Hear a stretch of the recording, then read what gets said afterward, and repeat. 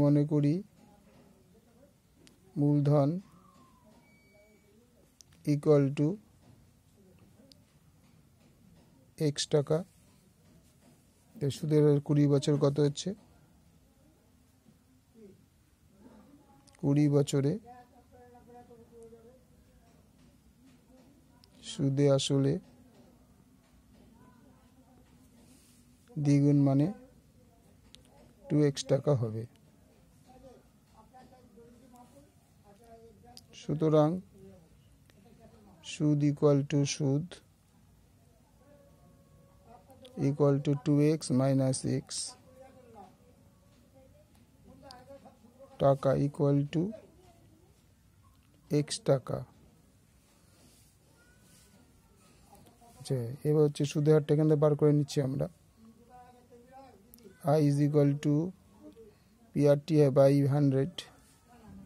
তাহলে সুদ হচ্ছে x, আসল হচ্ছে x, সুদের হার বলেনি, টি বলছে 20 বছর বাই 100।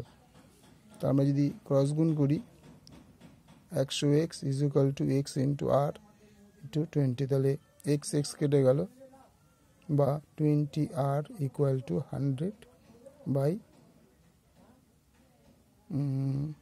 100,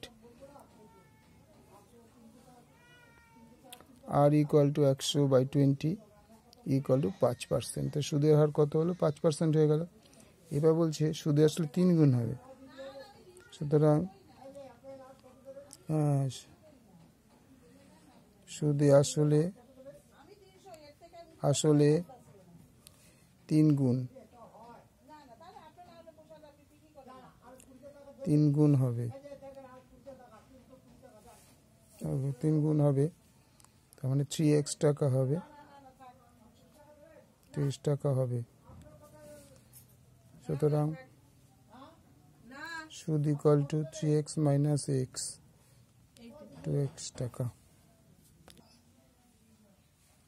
তাহলে 2x ইন্টু পি হচ্ছে x into 5 into T by 100, বার যদি ক্রস গুণ করি 2x into 100 equal to x into 5 into T.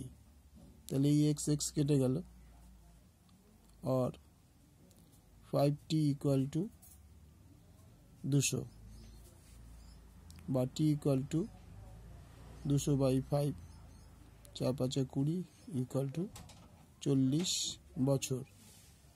Answer option C.